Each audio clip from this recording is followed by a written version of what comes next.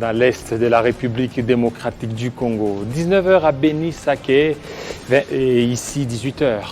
Heure à laquelle nous vous convions à suivre cette tranche Kinshasa direct où nous allons parler de trois thématiques. La marque Apaille pour parler de la formation professionnelle, ce conflit qui a existé entre l'EPST et la formation professionnelle. Nous allons essayer un peu d'en parler. Quelle est la mission de ce ministère formation professionnelle, son utilité dans le gouvernement Warriors? N'est-ce pas, peut-être ça pourra être un ministère beaucoup plus budgétivore. Pourquoi ne pas fusionner ça pour qu'on parle par exemple du ministère de l'EPST tout court? Nous allons en parler avec la marque Apaille.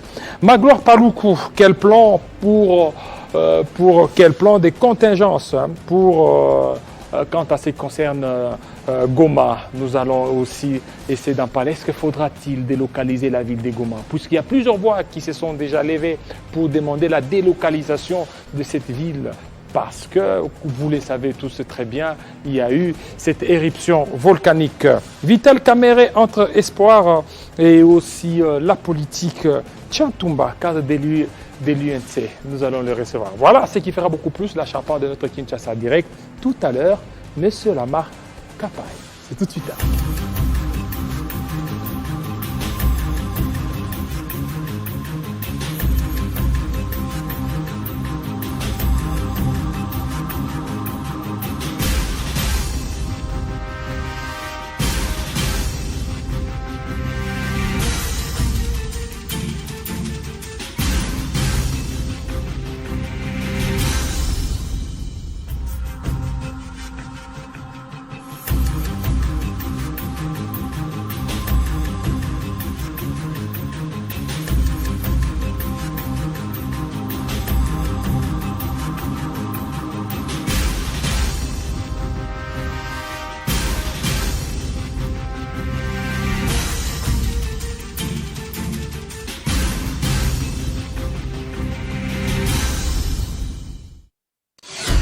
Les petites et moyennes entreprises constituent l'épine dorsale de l'économie mondiale en général et de l'économie congolaise en particulier. Elles sont l'un des principaux moteurs de l'innovation, de la création de richesses et de l'emploi et même de l'intégration sociale. Au classement Doing Business 2020 de la Banque mondiale, la RDC occupait la 183e place de 190 économies du monde en matière de climat des affaires. Le climat des affaires et investissements en RDC, on en parle dans Focus de ce dimanche. Pour procéder à l'autopsie de ce secteur, voici une série d'interrogations qui émergent. Les jeunes entrepreneurs congolais sont-ils asphyxiés par des redevances et autres taxes au profit des expatriés? Quels sont les défis et difficultés de l'entrepreneuriat en RDC? Pourquoi les petites et moyennes entreprises de Congolais ne sont-elles pas prospères? En plus, quels en sont réellement les obstacles? Que prévoit le Code des investissements dans ce pays en vue de la protection des investisseurs nationaux? Par ailleurs, quel est l'apport de l'ANAPI, l'ARCA, le FPI, la CGPME, celui du guichet unique de création d'entreprises, de la FEC, du ministère des petites et moyennes entreprises? Toutes ces préoccupations seront épulchées de fond en comble ce dimanche 30 mai de 14h à 16h dans Focus sur Télé 50 avec Jean-Marie Kassamba. Pour participer à l'émission, composez les plus 243 81 066 34 31. Ne manquez pas.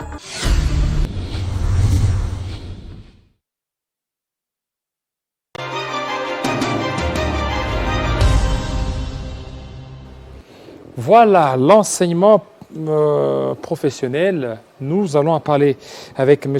Lamar Kapaï. Vous êtes conseiller du ministre en charge de la formation, évaluation, certification et équivalence. Bienvenue. Merci beaucoup. Voilà. Aujourd'hui, ce gouvernement, ou dans le gouvernement des Warriors, il y a le ministère de la formation professionnelle sur 5 ans, 6 ans. Exactement. Est-ce que ce ministère a la raison d'être? Pourquoi ne pas le mettre tout simplement dans le ministère de l'EPST? Je comprends votre question. Ça ferait une bonne affaire. Je comprends votre question. C'est la traduction de ce que pense le commun des mortels. Le ministère de la formation professionnelle et métier. Qu'est-ce? Aucun pays du monde ne peut évoluer sans la formation. Tenez-le. Aucune économie ne peut vraiment être boostée si les ouvriers qui participent ne sont pas qualifiés. La médiocrité de la formation du personnel donne également un rendement médiocre. Pourquoi le gouvernement a institué le ministère de la formation? C'est parce qu'on a compris que dans notre pays, il faut redonner à la formation professionnelle. Parce que j'insiste, quand on parle de la formation, on voit à l'université aussi, c'est la formation. Mais là, c'est la formation professionnelle. On envisage former les professionnels de métier. Il faut apprendre à être un bon maçon. On n'est pas formé dans le tas. Il faut apprendre à coiffer. Il faut apprendre à maquiller. Tout s'apprend pratiquement dans ce monde. Mais le problème des hommes, c'est qu'on ne veut pas apprendre ou alors on ne veut pas former. Oui, voilà pourquoi. Il y a l'EPST qui est là. Je peux terminer? Oui, allez-y. On a bien voulu former la population. Parce que dans le temps passé, tout le monde avait l'impression que la formation, la formation professionnelle, c'est juste pour ceux qui ont échoué, pour les bourriques, les... Non, non. La formation professionnelle, c'est un choix. Moi, je suis licencié, mais après ma licence en pédagogie, j'ai été apprendre l'électronique à l'INPP. Est-ce que vous comprenez un peu ça? Je me reconvertis, mais ça ne veut rien retrancher à ma qualité de licencié. C'est vous dire, donc la formation a tout son sens. Et on a bien compris que le véritable métier ne vient que par des gens bien formés. Voilà pourquoi aujourd'hui on veut redonner le sens à la formation. Et on a choisi ce ministère pour organiser la formation, la booster. Aujourd'hui, n'importe qui forme. Quand vous allez à l'UNATRA, ils ont un centre de formation. Vous allez dans beaucoup de ministères, il y a des formations. Mais on veut maintenant qu'il y ait un seul ministère qui puisse évaluer la connaissance véritable de ces formés, qui puisse se certifier. Et qu'on arrive un jour à avoir un maçon formé à Kinshasa qui a la même valeur et la même compétence qu'un maçon formé en Espagne. Mais la fois dernière, on a vu, il y avait... on peut parler de conflit des compétences entre les le deuxième volet de votre question. Voilà, entre les PST et aussi ce ministère des formations professionnelles. Notre pays a un problème d'application de texte. L'ordonnance qui attribue le devoir à chaque ministère est claire. Et vous savez d'abord que notre ministère a subi plusieurs modifications. En son temps, on l'avait appelé ministère de la formation technique. Et à ce titre, on avait donc en charge toutes les sections techniques du secondaire. Et ça posait problème. Ça veut dire que toutes les sections techniques du secondaire devaient être gérées par le ministère de la formation professionnelle. Et donc, les PST ne resteraient qu'avec quelques sections seulement. On appelle section générale, notamment la pédagogie, la littéraire. Alors, ayant compris cela, on a compris que c'était un problème de beefsteak pratiquement, qu'on arrachait à quelqu'un. Je ne veux pas y revenir parce que ça appartient au passé. Mais c'est un peu là. Dans un deuxième volet, on a dit, écoutez, on va laisser les sections techniques à l'EPST, mais on va confier maintenant les centres professionnels ou les écoles professionnelles. La différence est laquelle? Les sections techniques sont de cycle long, mais les écoles professionnelles sont de cycle court. Et c'est ça qui doit maintenant constituer l'objet de notre ministère. Gérer les centres professionnels et les écoles professionnelles. Est-ce que ça a la raison d'être? Parce que quand on voit qu'au niveau d'abord du cycle long, ça pose des sérieux problèmes, ceux qui sont formés là, ils ne donnent pas, c'est-à-dire... le rendement, non. Voilà, le rendement tant attendu. Alors, vous voulez qu'il y ait encore des cycles courts, pour quel rendement? Alors, vous me donnez raison, ou mieux vous donnez raison au gouvernement pour instituer ce ministère. Oui, mais peut-être on pouvait... Aujourd'hui, on parle de la gestion de proximité. Pourquoi on a scindé plusieurs provinces? Mais c'est pour mieux gérer la population qui était surchargée. Aujourd'hui, à l'enseignement primaire et secondaire, vous savez qu'il y a des classes de 100 personnes, de 100 élèves. Chez nous, il n'y a pas d'élèves, il y a des apprenants. Des apprenants. Des apprenants. Ce sont ceux qui sont concernés. Mais ça peut être des vieillards. Aujourd'hui, ce dimanche, parce que je suis venu ici d'abord pour annoncer les grands événements de ce dimanche. Il y a ce dimanche, on lance l'épreuve préliminaire de la formation professionnelle. C'est un peu l'équivalent de, comment on appelait ça, de l'examen d'autodidacte. Et qui organise ça? C'est toujours le ministère de formation. Pourquoi? Le ministère de formation. Le ministère de formation professionnelle. Et avec ça, par rapport à ce qu'organisent les PST... J'aimerais la différence. Voilà, la différence est laquelle? Oui. Les PST, avec son examen d'État, s'occupe des cycles longs, des cycles secondaires. Mais nous nous occupons des professionnels. Ce n'est pas la même chose. On n'a pas la même durée. Parce que chez nous, par exemple, vous trouverez, nous appelons filières, des filières de 3 mois, de 6 mois, de 9 mois. Ce qui est différent. Et le programme même est différent. Former un coiffeur ne demande pas les mêmes aptitudes, les mêmes méthodes que former un élève de secondaire ou de primaire, par exemple. Là, il faut une pédagogie appropriée. Mais pour les yeux, là, il faut l'andragogie. Il faudra donc des techniques spécialisées. Apprendre un métier demande beaucoup d'énergie et demande beaucoup de tact. C'est différent. D'abord, la tranche d'âge est différente. Les méthodes sont différentes. À l'école, à l'enseignement primaire et secondaire, on s'occupe des cycles longs, mais nous occupons des professionnels. C'est-à-dire donc, la raison d'être, c'est laquelle? C'est former les professionnels des métiers. C'est-à-dire des gens qu'on veut envoyer au métier. Parce que le but, c'est l'émergence de la classe moyenne. Ça veut dire quoi? Nous devons aider. Par exemple, quelqu'un a été formé en coiffure. La vision doit être qu'on le forme. À la fin, on le certifie. Et on lui donne même les kits de réinsertion, s'il vous plaît. À l'école secondaire, il n'y a pas de réinsertion. Mais nous visons la réinsertion. Ça veut dire, on donne à ce coiffeur le matériel nécessaire. Et on l'accompagne même à s'installer. Parce qu'en ce moment, il devient redevable. Votre épreuve, c'est comme celle de l'examen d'État. Est-ce qu'il y a une confusion avec l'organisation des examens d'État? Non. Là, c'est tout à fait différent. Là-bas, c'est l'examen d'État. Chez nous, c'est la formation pour le métier. Le métier, c'est pas comme... Donc, n'importe quel métier. Nous avons... La maçonnerie. Plus de 100 filières, s'il vous plaît. La maçonnerie, la menuiserie, la cordonnerie, la plomberie. Il y a beaucoup de métiers. Même former un mineur, apprendre même à maquiller. Parce que vous savez qu'il faudra toute une section pour ça. Il y a des principes pour ça. Et même installer, par exemple, le courant ici, le matériel ici. Mais ça demande une formation. Mais aujourd'hui, tout le monde est formé dans l'État. C'est pourquoi ce dimanche. Et vous appuyez sur l'INPP où vous avez vos centres? En principe, l'INPP devait être géré par le ministère de formation. Mais il est malheureusement géré par le ministère du Travail professionnel. Pour quel but? Bon, l'État, on a commis beaucoup d'erreurs dans le passé. Mais pourquoi n'est pas demandé à ce que l'INPP soit géré par vous? Bon, le pays, donner au président Fachi le temps d'installer les choses calmement. Parce qu'on vient à peine d'arriver, on est en train de corriger les erreurs qu'il y a eu dans le passé, tout ça. Ce qui était à gauche peut rentrer à droite. C'est une question de temps. Parce que ce qui va se passer dimanche, c'est quoi? Quand on parle de l'épreuve préliminaire, ça veut dire un monsieur qui a appris à coiffer. Mais malheureusement, il n'a pas de papier, il n'a pas de titre. Il va faire un concours, s'affiliant à un centre quelconque. Quand il est réussi, il est donc affilié à ce centre pour qu'au mois de juillet, il puisse passer l'examen national. Et pour vous, ce n'est pas l'examen d'État? Ce n'est pas l'examen d'État. Vous, c'est l'examen national. C'est l'examen national pour la formation professionnelle. Ce sont deux choses tout à fait différentes. Il faut que le peuple comprenne très bien ce qui va se passer dimanche. Son Excellence, Madame Antoinette Kipulu Kabenga, que nous saluons, parce que c'est de sa part que je suis ici. C'est elle qui a eu l'honneur de me choisir pour la représenter ici. Elle va lancer. Nous serons à l'ITP Bumbu. Ça veut dire que pendant que je parle encore maintenant, si un tailleur n'a pas de diplôme, il n'a pas de brevet, il n'a pas un certificat quelconque, il travaille comme un monsieur qui fait n'importe quoi, il va présenter ses concours. De sorte que, s'il réussissait, au mois de juillet, il va alors passer l'examen. Parce que là, il faudra maintenant avoir un papier qui montre qu'on a été formé et on a un papier. Sur le plan national alors, un tailleur formé à Kinshasa peut travailler n'importe où. Et nous voulons d'ailleurs qu'avec le temps, que le tailleur formé à Kinshasa ait la même compétence que le tailleur formé en Europe. Et pourquoi pas aux États-Unis? Parce qu'aujourd'hui, et vos diplômes, là, est-ce qu'ils ils ont quelle valeur? Tout à l'heure, nous parlions avec l'UNESCO. Monsieur le représentant, que je salue d'ailleurs en passant.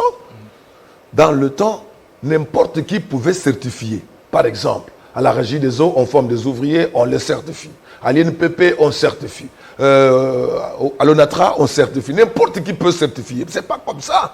Le gouvernement, dans son programme, veut qu'on puisse réorganiser ces secteurs, de sorte qu'il y ait un seul ministère qui ait le monopole de certifier. Ça veut dire, tu peux former à l'OSI, mais quand il faut certifier, il faut que le ministère soit impliqué pour évaluer votre compétence et vos connaissances et vous donner un document de niveau national. C'est comme le diplôme d'État.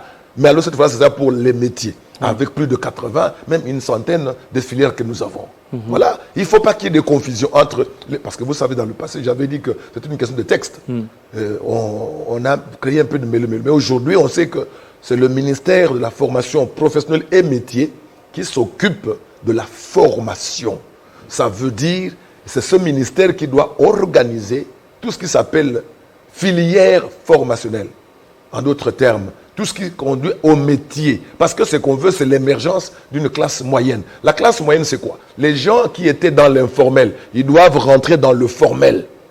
Et en rentrant dans le formel, ils deviennent des contribuables, ils devront participer à l'économie nationale. C'est ça la mission de notre ministère. Merci beaucoup, Monsieur Lamar Capaille. Attendez-les, surtout de votre passage et aussi de cet éclairage, parce que plusieurs personnes étaient un peu confuses par rapport à la compétence de ces deux ministères, l'EPST et aussi la formation professionnelle. Ils ont été édifiés par votre passage. Merci beaucoup. Voilà, tout de suite, notre deuxième invité, Magloire Paluku, pour parler de Goma.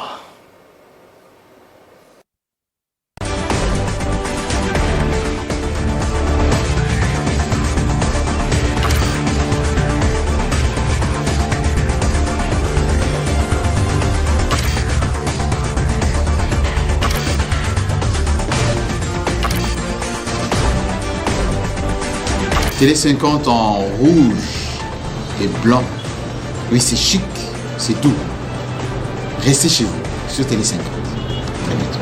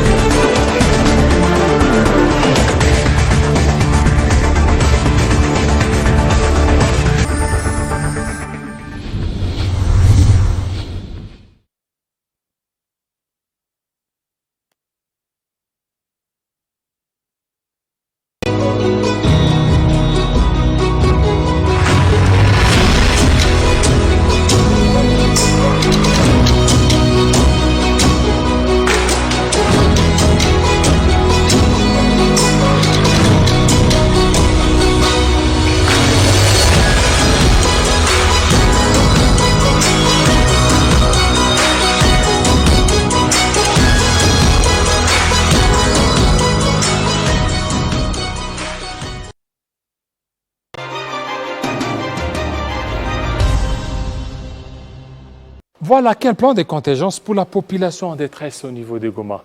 Monsieur Magloire Paluku, bienvenue. Merci. Voilà. Très heureux, très honoré d'être là sur Télé 50 et de parler de ma ville, Voilà, Goma. votre ville Goma qui est en détresse. Mais déjà, on apprend qu'il y a vraiment des très bonnes nouvelles là-bas. C'est que la situation semble s'améliorer et que la lave, semble-t-il que ça commence beaucoup plus à diminuer.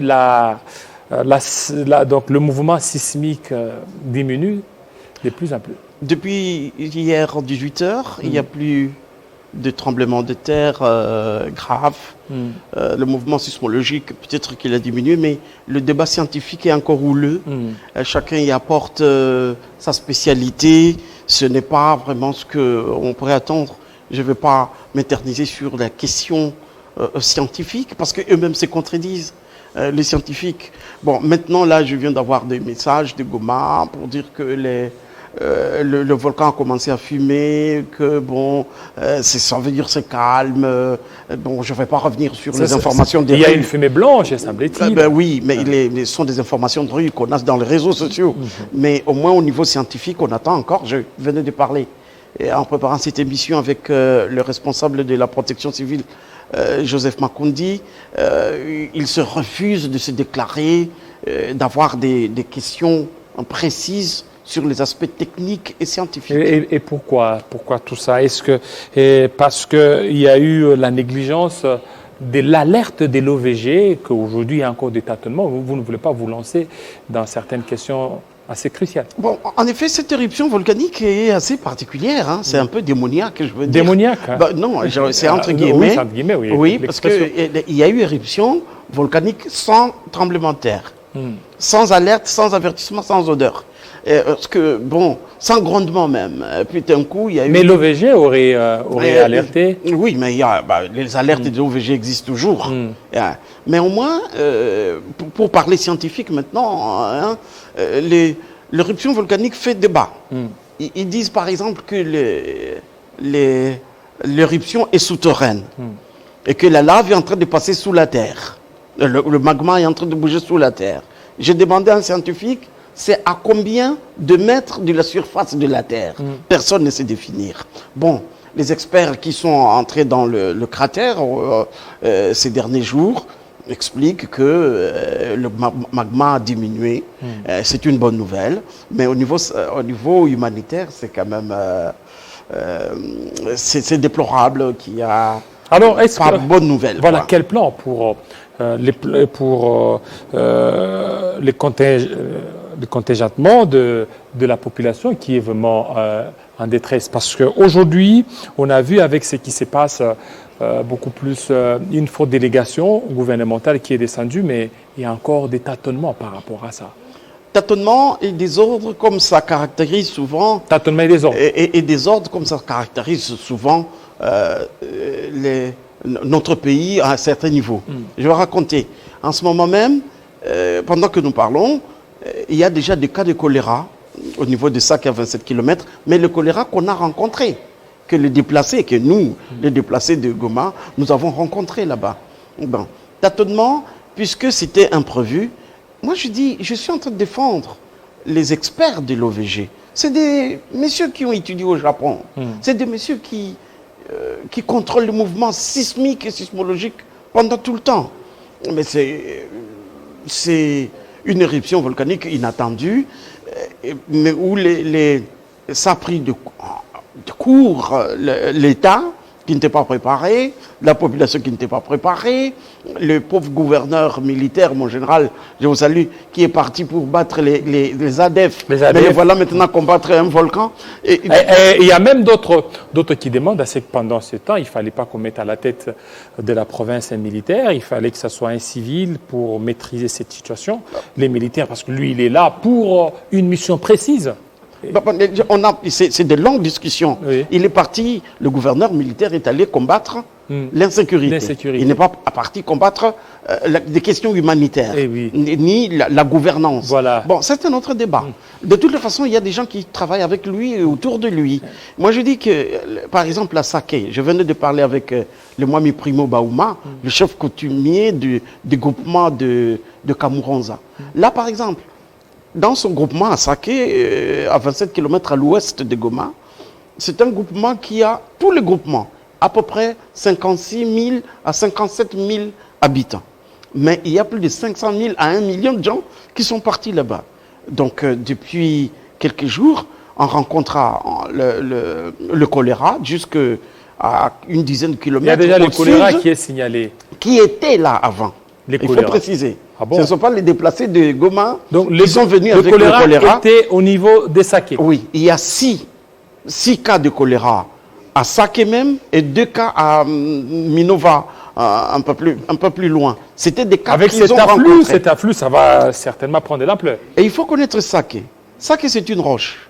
Vous êtes à l'ouest de Goma. Ce sont des pierres. On ne creuse pas facilement des toilettes là-bas. Les gens de Saké vont enterrer leurs morts même à Goma, puisqu'il n'y a pas un cimetière. Ils sont dans des églises, ils sont dans des salles de classe. C'est quand même douloureux de le sentir. Des gens ont passé la nuit dehors. Ma nièce a marché 6 heures pour arriver à Saké. 6 heures. Dès 18 heures à 2 heures du matin, elle marchait. Bon. Vous voyez que c'est des moments très difficiles. Alors, 500 000 personnes qui arrivent dans une agglomération, dans un groupement où il y a 56 000 personnes. Je me rappelle en 1994, où Goma recevait 3 millions et la région de Goma, 3 millions de réfugiés rwandais qui venaient chez nous. C'est catastrophique au niveau humanitaire. Il y a 500 tentes seulement qu'on commence à distribuer. Les tentes et des gros sacs. Et les gens n'aiment pas ça. Heureusement que les humanitaires viennent de comprendre qu'il faut faire ce qu'on appelle des secours communautaires. Ils ne sont pas des déplacés de guerre, ils ne sont pas des déplacés à mettre dans des camps de réfugiés.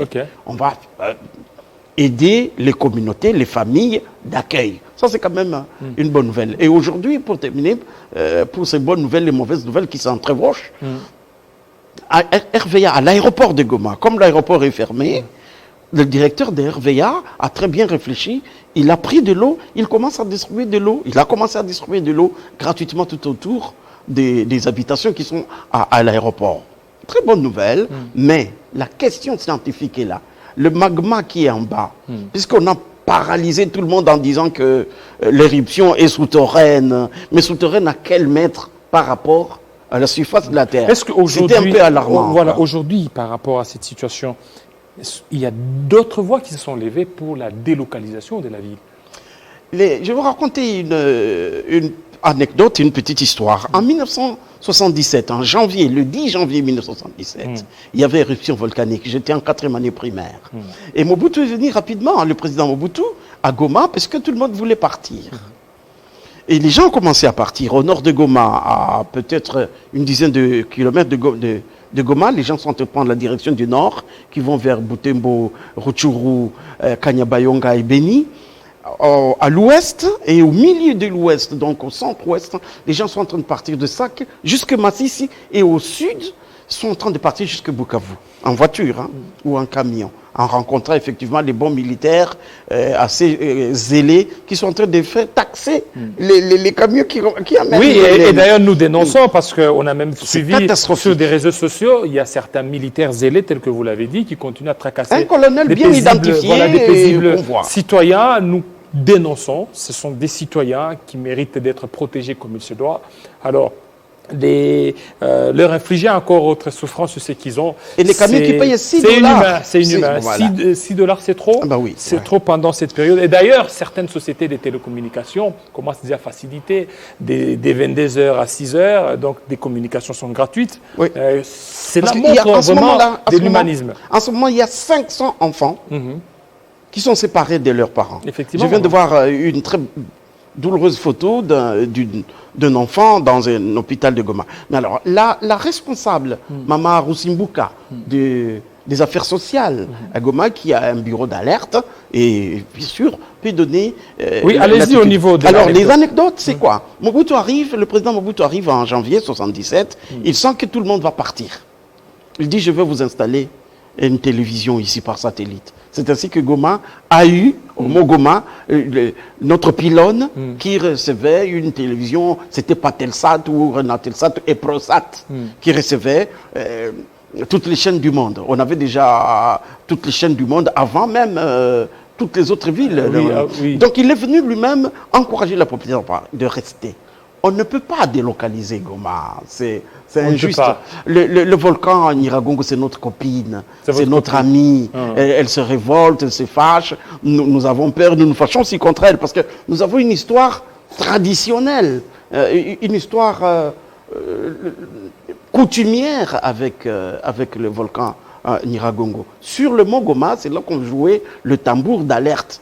Il faut exorciser plutôt Goma, entre Exorciser. guillemets. Il faut Ok. que la population qui est déjà habituée à ces catastrophes comprenne que, bon, on peut vivre à côté du volcan, parce que l'actuel Goma, si vous êtes venu à Goma, l'actuel Goma est construite sur 12 mètres de l'ancienne Goma. Ah bon 6 mètres, Virunga par exemple, tout le quartier Virunga est du côté de Et c'est quoi la l'aéroport. solution? La solution, c'est de rester à Ils sont Goma. 6 mètres Oui. au-dessus de l'ancienne Goma. En ville, jusqu'au niveau de Toratina, la poste, au niveau de la poste là-bas, du rond-point des banques, ils sont à 12 mètres de l'ancienne ville de Goma. Bon, quitter Goma, ça veut dire quoi? Vous allez quitter les beaux hôtels, les belles maisons, Les les belles lucarnes maisons, la qui sont quiétude. là. Ben non, mais écoutez, il ne faut pas partir. Alors il faut quoi? Il faut rester. Bon, il faut rester. Une Alors, c'est catastrophe quoi naturelle et naturelle. Et il n'y a pas de mesures palliatives? Non, mais écoutez, une question naturelle ne peut pas se discuter. Hein, ça peut arriver à n'importe comment. C'est un accident naturel. Ce n'est pas prévu. Mais dire à la population de partir, de quitter Goma, et bon, alors, et l'aéroport de Goma, ça va devenir quoi? Et le lac, ça va devenir quoi? Merci beaucoup, monsieur Paluku Magloire. Tout de suite, nous allons parler de Vital Kamerhe avec Tchatumba. C'est tout de suite là.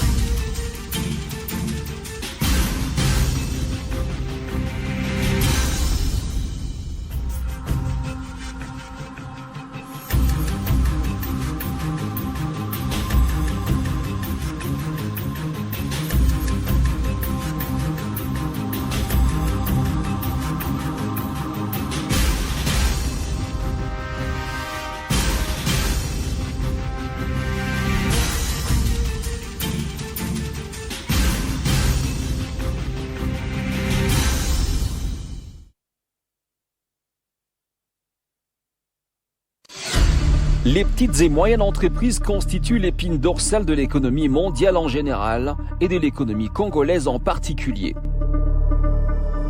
Elles sont l'un des principaux moteurs de l'innovation, de la création de richesses et de l'emploi et même de l'intégration sociale. Au classement Doing Business 2020 de la Banque mondiale, la RDC occupait la 183e place de 190 économies du monde en matière de climat des affaires. Le climat des affaires et investissement en RDC, on en parle dans Focus de ce dimanche. Pour procéder à l'autopsie de ce secteur, voici une série d'interrogations qui émergent. Les jeunes entrepreneurs congolais sont-ils asphyxiés par des redevances et autres taxes au profit des expatriés?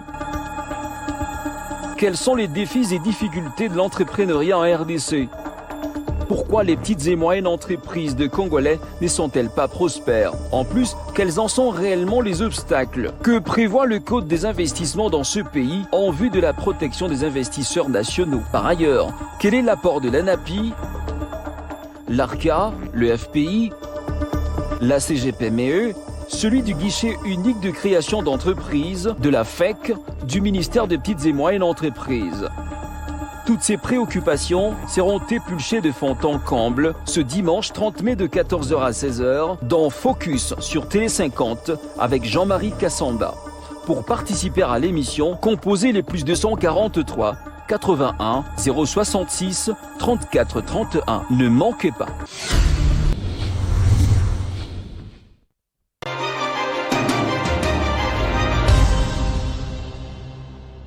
Entre espoir et incertitude, Vital Kamerhe. Son procès s'ouvre ce lundi. Et aujourd'hui, tous les militants de l'UNC se sont levés pour certainement exprimer leur soutien à leur leader. Et aujourd'hui, vous allez le remarquer, nous avions reçu M. Tchatumba, bienvenue. Merci. Voilà, vous êtes un habit de Vital Kamerhe, libéré Vital Kamerhe. Aujourd'hui, vous aviez manifesté, mais malheureusement, vous avez été dispersé. C'est une question que nous nous sommes posée. Nous sommes dans un gouvernement démocratique et dans un gouvernement uni. L'UNC, l'UDPS et les autres membres de l'Union sacrée. Notre marche était une marche pacifique, puisque déjà, dès l'origine de l'UNC, c'est un parti pacifique. Mais vous oubliez que nous sommes pendant l'état d'urgence. L'état d'urgence ne doit pas être seulement taillé sur mesure. Comment sur mesure? Parce que nous vous deviez aussi respecter... Nous voyons d'autres partis. Comme quel parti? Comme l'autre parti, frère, sœur, qui est entré en meeting partout, dans la République, mais pourquoi vous ne citez sans pas? être inquiété. Non, nous avons besoin de la quiétude. Nous voulons que les choses se passent bien pour tout le monde. Mais vous devez aussi respecter de loi de la République. On interdit à ce qu'il y ait de regroupement. Nous, on a demandé à l'autorité officiellement cette marche pacifique pour demander l'acquittement d'un homme arbitrairement mis en prison maintenant plus d'1 an. Puisque c'est noir sur blanc que c'est de l'arbitraire. Un exemple vrai. Il est là en prison et aussi il y a un de son neveu appelé Massaro qui est aussi arbitrairement en prison jusqu'aujourd'hui. Il n'a pas été convoqué. La date de son procès n'a jamais été fixée. C'est comme quelqu'un qui est en train de mourir comme Jésus-Christ lorsqu'il était sur la croix. Il est mort avec un malfaiteur qui est mort avant lui. C'est comme si les garçons, Massaro, est en train de mourir comme ça. Voilà, nous sommes allés dans une marche d'aujourd'hui, seulement pour dire à la justice de faire la justice. N'est-ce pas là, c'est une manière de faire pression sur la justice alors que la justice devrait être indépendante. Parti UNC, ce n'est pas un parti qui fait pression. C'est un parti qui se remet toujours à son autorité, qui respecte les lois du pays, qui est un parti pacifiste. Mais cette fois-ci, vous n'avez pas respecté les lois du pays. Les lois du pays interdisent les regroupements, les brader, manifestations pendant cette période. S'opposer aux lois, c'est-à-dire, vous n'avez pas écrit à l'autorité. Et vous aviez écrit à nous avons demandé l'autorisation à l'autorité compétente. Nous a dit oui, nous devons faire la marche avec aujourd'hui le 28 mai. nous devons faire la marche. Aujourd'hui, 28 mai. Sans problème. Mais on nous a dit que la marche a été autorisée. Nous arrivons sur le lieu du travail. On nous dit que la marche n'a pas été autorisée. Alors, on nous a dispersé au coup des gaz lacrymogènes. Ce qui m'a fort étonné, les gaz lacrymogènes. Et vous avez inhalé ces gaz lacrymogènes? Oui. J'étais là, on était avec maman Amida Chatur qui était là avec tous les enfants et tout le monde de l'UNC. Ils sont venus face à nous, à bout portant avec les petits Paris qui étaient avec moi. Est-ce que l'une de ces enfants aurait été touchée? Touché, l'enfant là, la fille même. La fille de maman Amida Chatur. La fille de qui? De Vital Kamere ou de J.B. Mpiana? De Vital Kamere. Qui a été touché à sa jambe droite. Alors tout le monde a pleuré. Alors nous nous sommes posé des questions, des 1000 questions. Voilà pourquoi je suis dans cette tenue. Oui. Je viens d'une marche. Aujourd'hui, c'est un jour grand pour l'INC. Je viens d'une marche, je viens d'arriver d'une marche, je viens de quitter d'une marche. Je ne pouvais pas me présenter aussi dans une cravate, dans... Mais maintenant, le fait d'être dispersé là, est-ce que vous émettez sur une même longueur d'onde avec votre partenaire? Nous nous posons cette question-là, ce sont les journaux, la presse qui peut mener des enquêtes. Puisque nous nous disons dans notre esprit que même ceux qui sont nos alliés avec nous, ils sont conscients que Vital Kamerhe est en prison arbitrairement. Maintenant, le parti politique de Vital Kamerhe les soutient. La bonne manière de les soutenir, c'est réclamer une marche pacifique comme ça, puisqu'il y a un procès qui débute le 31. Nous voulons passer un message pacifique, dit aux juges et aux autres magistrats que nous avons besoin seulement de notre Vital Kamerhe, de notre Kamerhe, le Wakani Niking. Nous n'avons pas besoin d'autre chose. Nous avons besoin d'un procès équitable. C'est un pays, et c'est un pays démocratique, un pays où il y a un état de droit. L'état de droit aussi, c'est innocenter un innocent. C'est ça aussi un état de droit. Oui, il est en prison. Oui, il y a eu un procès. Oui, le procès en premier degré n'a pas donné de preuves pénales que M. Kamerhe méritait d'aller en prison pour 20 années de prison et 10 années d'éligibilité. Nous avons assumé, nous avons fait un appel, on doit nous laisser aussi nous exhiber. Nous exhiber, exprimer pas seulement notre mécontentement, c'est pour demander aux autorités compétentes de s'impliquer à cette justice, que cette justice fasse les droits. C'est tout ce que nous avons besoin. Nous n'avons pas besoin d'autre chose. Ce n'est pas une pression où on doit... L'Union, ce n'est pas une partie des casseurs. Mais maintenant, aujourd'hui, on vous a dispersé. Vous vous sentez dribblé encore. On vous a dribblé au niveau de l'Assemblée nationale, vous ne vous retrouvez pas. Au niveau du Sénat, il n'y a pas l'UNC, c'est-à-dire au niveau du bureau, parce qu'on s'attendait aussi que l'UNC puisse présenter des candidats. Il n'y en a pas. Aujourd'hui, vous aviez voulu marcher et en plus, on vous a encore dispersé. Est-ce que vous jouez les francs jeux avec votre partenaire? En politique, tous les coups sont permis. Maintenant, c'est dans la pratique.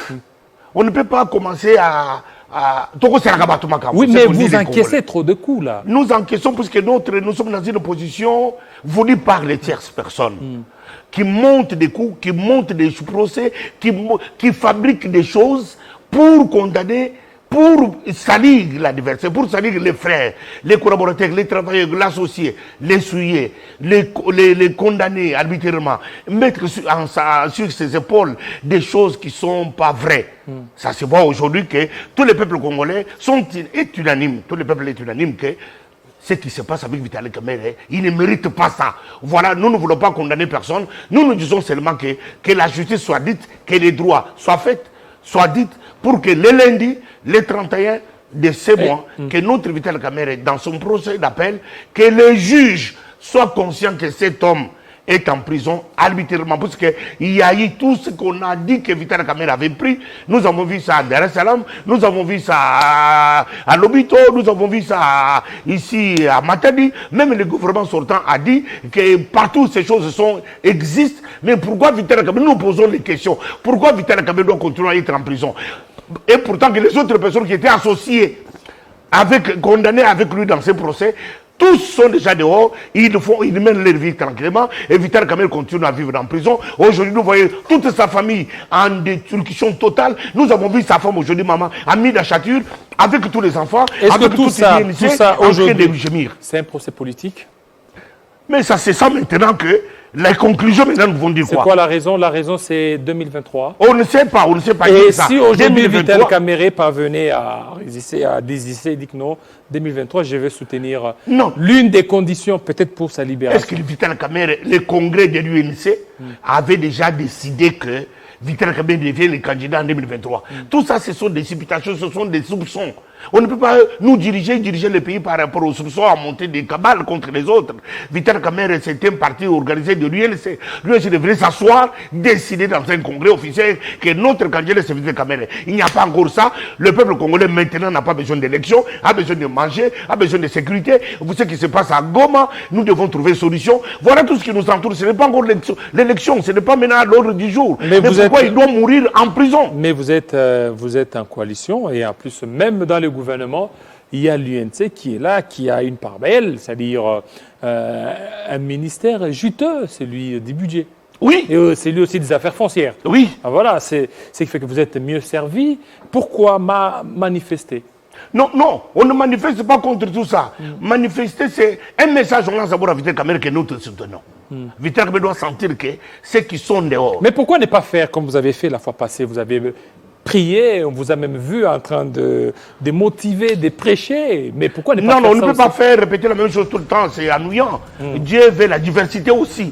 Cette marche pacifique, c'est aussi une manière de prier. Au temps de Jéricho, la Bible dit, a dit à Josué, que dites aux enfants d'Israël de faire cette tour.